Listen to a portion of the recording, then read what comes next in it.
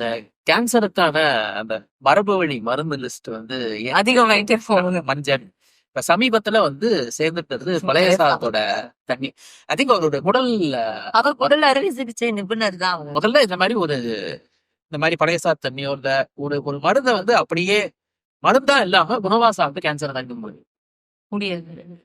ஒரே வார்த்தையில சொல்லணும்னா கேன்சர் கேன்சர்ன்றது டோட்டலா பிறழ்வான செல்கள். ஒரு செல் வந்து தன்னுடைய ப்ரோக்ராம் ஆயிருக்கும் இல்லையா, அத வந்து இழத்துருது. அந்த ப்ரோக்ராம் அது மறந்துடுது. ஸோ டோட்டலா அது வந்து வேற மாதிரியான நம்ம உடம்புக்குள்ளேயே நம்மளுடைய செல்லே வேற ஒரு செல் மாதிரி இயங்க ஆரம்பிச்சோம். அப்ப அதை நீக்கிறதுக்கான வழி வந்து ஒன்னா அது உடலை விட்டு மீட்கணும். அடுத்தது அது மேற்கொண்டு பிற செல்கள் நார்மல் செல்ஸும் அந்த மாதிரி மாறாம நம்ம தடுக்கணும். அந்த அளவுல இந்த மாதிரியான நோக்கங்கள்ல தான் வந்து கேன்சருக்கான சிகிச்சை முறைகள் இன்னளவு இருக்கு. இத வந்து அறுவை சிகிச்சை மூலமா பண்ணியிருக்காங்க. அதுக்கப்புறமா வந்து கதிரியக்கம் கொடுத்து கண்ட்ரோல் பண்ணிட்டு இருக்காங்க. அதுக்கப்புறம் நிறைய மருந்துகளை கண்டுபிடிச்சு அது வந்து ஓரளவுக்கு புற்றுநோய் செல்களுடைய வளர்ச்சியை கட்டுப்படுத்துறத கண்டுபிடிச்சு கொடுத்துட்டு இருந்தாங்க. இது எல்லாத்தையும் தாண்டி இப்போ வந்து இம்யூனோ தெரப்பி ஸ்டார்ட் பண்ணியிருக்காங்க. நம்மளுடைய நோய் தடுப்பாற்றல் மண்டலத்துல இருக்கக்கூடிய செல்களையே தூண்டி விட்டு கேன்சர் செல்களை அழிக்கிற அளவுக்கு பண்ணிட்டு இருக்காங்க. இதெல்லாம் வந்து ஏராளமான கோடி ரூபாய் பணத்தை வந்து விழுங்கி ஆராய்ச்சிகள் அடிப்படையில நிரூபிக்கப்பட்டு ஒரு அளவுக்கு தைரியமா பாசிட்டிவான ரிசல்ட்ஸ் கொடுத்துட்டு இருக்கிற சிகிச்சை முறைகள் இதுவரை. ஆனா இத வந்து ரொம்ப சிம்பிளா ஒரே ஒரு விஷயத்துல இதை தொடர்ந்து சாப்பிட்டா சரியாயிடும் அப்படின்னு சொல்லி நம்ம ஒரே ஒரு பொருள் வந்து எல்லா விதமான பிரச்சனைகளுக்கும் தீர்வு அப்படின்னு சொல்றது சர்வரோக நிவாரணி அப்படின்னு சொல்ற கான்செப்ட் வந்து உண்மை கிடையாது. அறிவியல் பூர்வமானது கிடையாது. சரி, இந்த பழைய சாத தண்ணிங்கிறது அது என்ன பண்ணும்? அதுல வந்து பெனிஃபிட் இருக்கா? அதையும் நம்ம பேசுறோம். இது வந்து சாப்பிட்டா கேன்சர் சரியாகாது. ஆனா இது வந்து இந்த குடல் கட் ஹெல்த்னு சொல்லக்கூடிய இல்ல இந்த கோலன் ஹெல்த் சொல்லக்கூடிய விஷயத்துக்கு ஏதாவது கான்ட்ரிபியூஷன் இருக்கா? அதாவது பழைய சாதம் வருது நத்திங் பட் அகெயின் ஸ்டார்ச் தான்.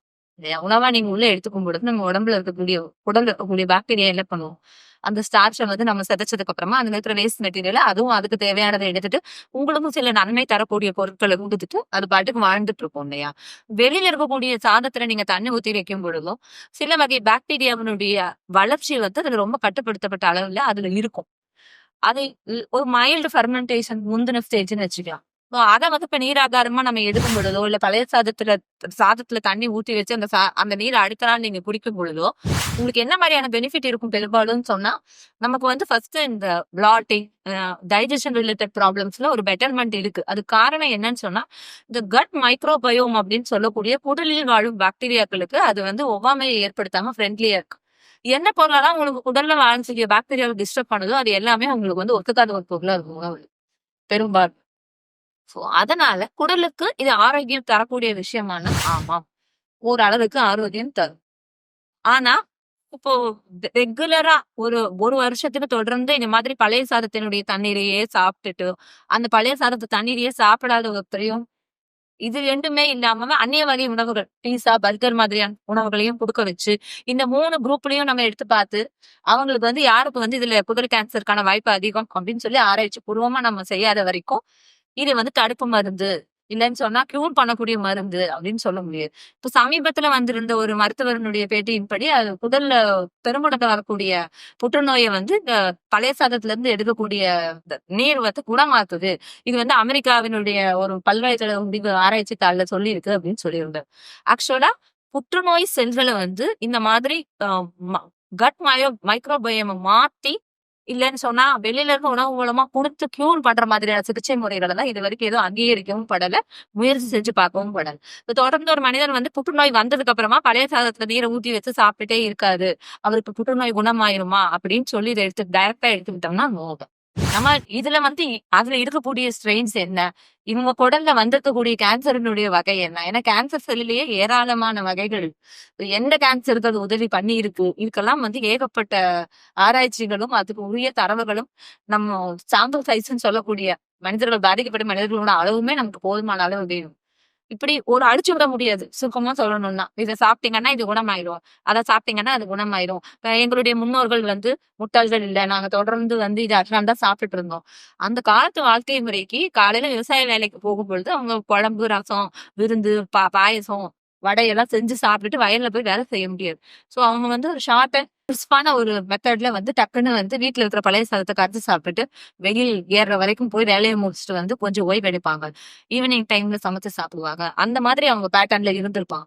அவங்களுக்கு அது எந்த விதமான பிரச்சனையும் பண்ணாததுனால அவங்க அந்த ரெகுலர் பேட்டர்ன்ல கோத்ரூவும் பண்ணியிருப்பாங்க.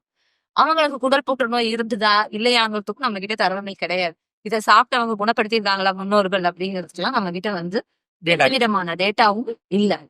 நேரடியா சொல்லணும்னா பழைய சாதம் நீங்க தண்ணிய போட்டு அதுல அந்த தண்ணீரை குடிக்கிறதுனாலும் அந்த பழைய சாதத்தை சாப்பிடறதுனால உங்களுக்கு உடல் ஆரோக்கியம் மேம்படுமானா கட்டாயம் மேம்படும். ஏன் அப்படின்னு சொன்னா அதுல இருக்கக்கூடிய கட் மைக்ரோபியம்க்கு அந்த சாப்பாடு வந்து டிஸ்டர்பன்ஸ் ஆனதே இல்லை.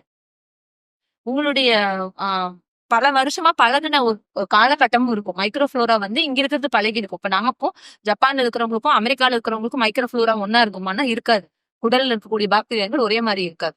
அவங்களுடைய உணவு முறைகளுக்கு தகுந்த மாதிரி அந்த பாக்டீரியா பழகிருக்கு. நம்மளுடைய உணவு முறைகளுக்கு தகுந்த மாதிரி நம்ம வயிற்றுல இருக்கக்கூடிய பாக்டீரியாக்கள் பழகிருக்கு.